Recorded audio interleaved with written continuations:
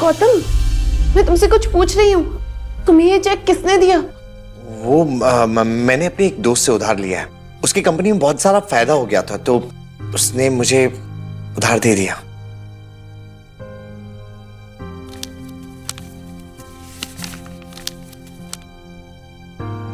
अवनी हैरानी से उस चेक को देख रही थी। हम ये पैसे आराम से वापस कर सकते हैं, उसे पैसों की जल्दी नहीं है।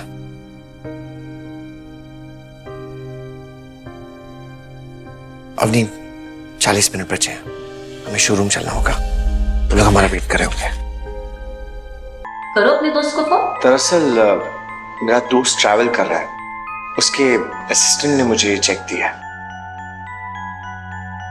आप लोग ये अपना फैमिली ड्रामा घर जाके कर लेना, मुझे चेक दे दीजिए। हाँ, लीजिए चेक।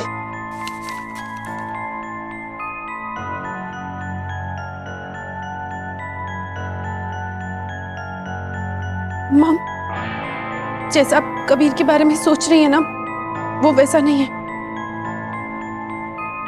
कबीर ने पैसों के बदले मेरे साथ जबरदस्ती करने की कोशिश की, और अगर गौतम बस सही वक्त पर नहीं आते ना, तो वो अपने प्लान में कामयाब भी हो जाता। बेटा, बेटा ठीक तो है। गीता को अपने कानों पर यकीन नहीं हो रहा था। तुम्हें तो कुछ नहीं हुआ ना बेटा? No, Dad. I'm fine now. तो यही सबसे बड़ी सोचने वाली बात है कि गौतम ये पैसे लाया कहां से।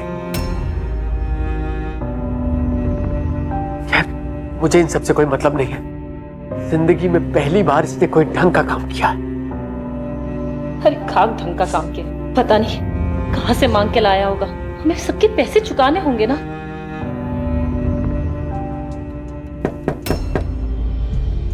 मॉम, ये सब बातें हम घर चलकर करते हैं ना, मैनेजर हमें ही देख रहा है। शाम हो चुकी थी और गीता गौतम के ऊपर ताने बरसाने का कोई भी मौका गंवाना नहीं चाहती थी। मॉम,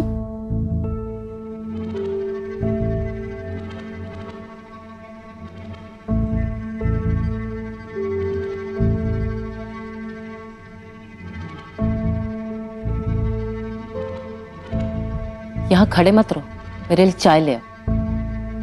जी मैम। और सुनो, चाय में दूध और इलायची कम डालो। तुम्हारे बाप दादा ने कोई हमें खजाना नहीं दिया हुआ है, समझे? जी मैम।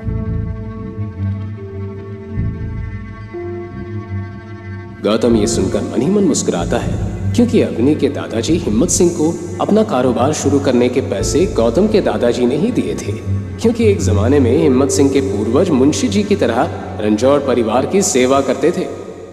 मुस्कुरा क्यों रहे हो? मुझे पता है तुम सारी मलाई खुद ही चट कर जाते हो। और सुनो, अगर चाय अच्छी नहीं बनी ना, तो चाय कप में नहीं तुझ पर होगी, समझे? थैंक यू अम्मी for money you give.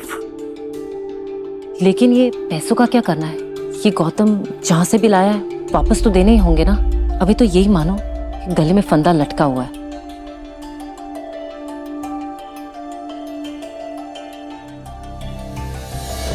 Avani अपनी सेविंग्स के बारे में सोचने लगी, क्योंकि उसे भी जल्दी से जल्दी गौतम से लिए पैसे वापस लौटाने थे। उसी वक्त गौतम हमेशा की तरह खाने के बारे में पूछने आ गया, क्योंकि घर में अक्सर ही गीता और अनिल की अलग अलग फरमाइश होती थी। मॉम, अभी के लिए हमारी जितनी भी सेविंग्स है हम वो दे देते हैं, बाकी के पैसे मैं धीरे धीरे गौतम को लौटा दूंगी। ठीक है, पहले इससे भी तो पूछो कि इसका अमीर दोस्त बाद में हमसे बाकी के पैसे ले लेगा कि नहीं, क्योंकि सेविंग्स के तो सिर्फ 5 लाख है। कहीं वो मना कर दे तो? नहीं मॉम, उसे पैसों की फिलहाल कोई जल्दी नहीं है। तो फिर ठीक है, हम बाद में ही दे देंगे। लेकिन मॉम, अभी के लिए हम 5 लाख तो दे सकते हैं ना? हाँ बिल्कुल। मैं तुम्हारे नकारे पति की तरह किसी पे बोझ नहीं बनना चाहती।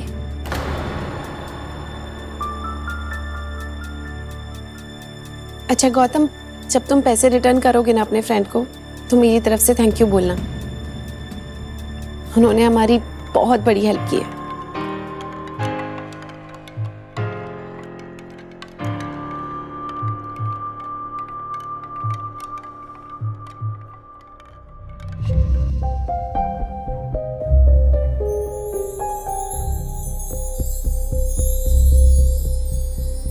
पिछले 4 सालों में गौतम घर का काम करने और खाना बनाने में इतना माहिर हो चुका था कि उसे किसी भी राजस्थानी डिश बनाने में टाइम नहीं लगता था। कुछ ही देर में सभी खाना खाकर अपने रूम में चले गए।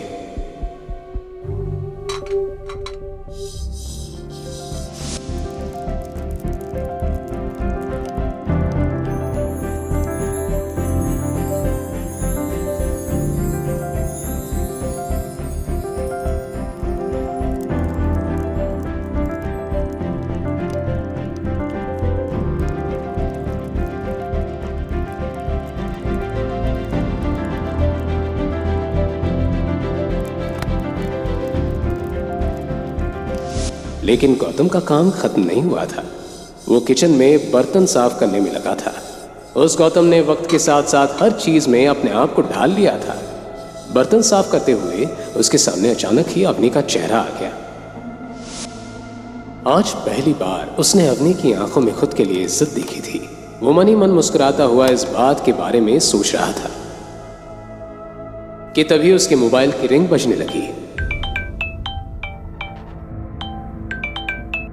सॉरी सर, मैंने आपको डिस्टर्ब किया। दरअसल अपॉइंटमेंट लेटर पे आपकी साइन चाहिए थी। कल कब फ्री है सर आप? मैं कल सुबह ऑफिस आ जाऊंगा। Okay sir. इतनी रात को तुम फोन पे किससे बात कर रहे थे? मैं वो क्रेडिट कार्ड वालों का बहुत फोन आने लग गया आजकल। किसी भी टाइम पे फोन करते बहुत परेशान कर रखा है। मैं भी परेशान हो गया हूँ इन लोगों से।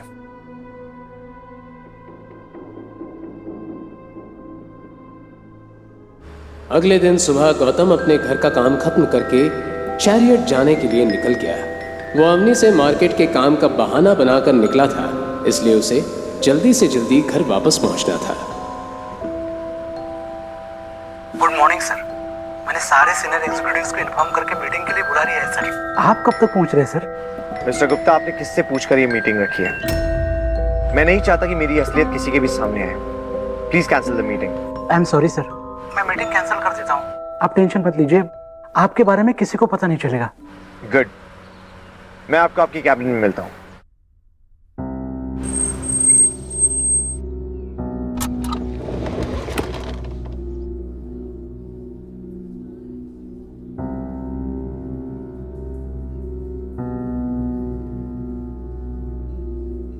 अरे जीजा सा,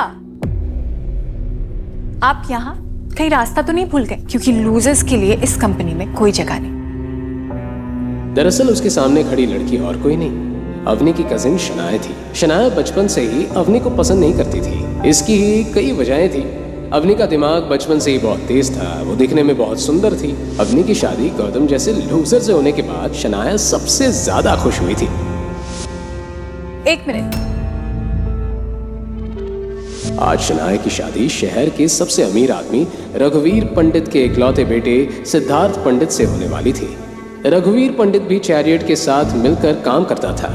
चैरियट की ही बदौलत उसका जोधपुर में बहुत दबदबा था और इसी दबदबे और नाम को देखकर अवनी की दादी गायत्री देवी ने अपनी पोती की शादी सिद्धार्थ पंडित के साथ तय कर दी। गौतम हमेशा की तरह आज भी शनाया के ताने सुनकर खामोश खड़ा रहा। खैर छोड़ो, तुम क्या ही कहोगे। तुम्हारे जैसे आदमी की हमारे सामने खड़े होने की औकात भी नहीं है। वेल, हम यहाँ शेखर अंकल को अपनी शादी की इनविटेशन कार्ड देने आए थे। अगर तुम चाहो तो तुम भी शादी में आ सकते हो। तुम्हारे लिए वेटर का काम रिजर्व करके रख दूंगी। आपकी शादी में मुझे वेटर बनने का कोई शौक नहीं है।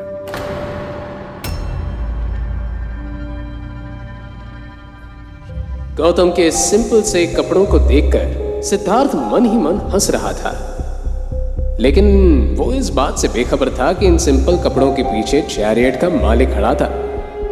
अच्छा, तो ये है गौतम द घर जमाई। बहुत सुना है तुम्हारे बारे में। तुम वही हो ना जो अपनी पत्नी के टुकड़ों पर पलते हो। आज फाइनली दर्शन हो ही गया। वैसे फॉर योर काइंड इन्फॉर्मेशन, इस बिल्डिंग में ना तुम्हारे जैसे लूजर्स की जगह नहीं है। तो तुम मैं एक्चुअली यहाँ पे जॉब मांगने आया था। नौकरी? सीरियसली? यहाँ झाड़ू पोछे के लिए कोई वैकेंसी नहीं है। शनाया, लगता है ये गार्ड के जॉब के लिए आए हैं। All the best. जीजा साहब, अवनी की कमाई से घर के खर्चे पूरे नहीं होते ना। वैसे नौकरी लगने के चांसेस कम लग रहे हैं। एक काम कर, ये ले, रख ले, काम आएगा। ये तो वक्त ही बताएगा कि ये किसके काम आने वाला है। इसे संभाल के रखना, बहुत जल्द तुम्हारे काम आने वाला है। क्या कहा तुमने? तुम्हारी हिम्मत कैसी हुई मेरे से ऐसे बात करने की? इसके बाद जो कुछ भी कहना, जो कुछ भी करना, सोच समझ के करना, समझे तुम? क्या क्या कर लेगा बे तू? बोल, क्या करेगा? बेबी छोड़ो ना, किस लोफर के मुंह लग रहे हो तुम। हम जिस काम के लिए आए थे वो काम पूरा कर लेते हैं। वैसे भी इस आदमी के पास कोई काम धंधा तो है नहीं।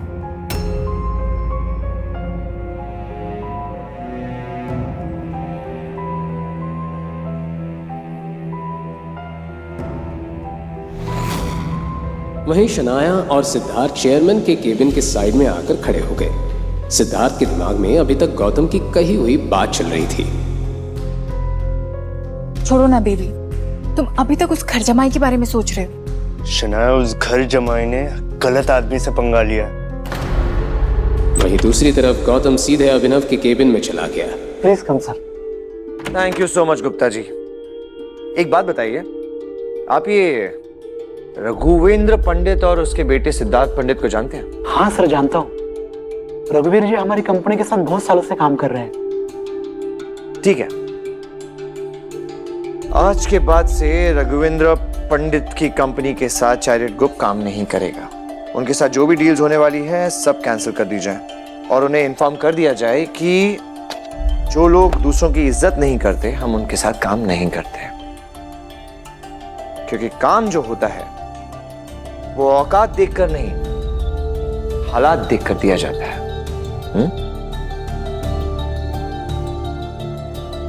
क्या सिद्धार्थ गौतम को चेयरमैन के साथ बात करते देख लेगा? क्या अवनी गौतम के लाए हुए पैसों का सच जान पाएगी? आगे की कहानी जानने के लिए देखिए अगला एपिसोड सिर्फ पॉकेट एफएम के यूट्यूब चैनल पर और रॉयल वारिस के सारे एपिसोड्स को सुनने के लिए डिस्क्रिप्शन में दी लिंक से डाउनलोड करें पॉकेट एफएम ऐप।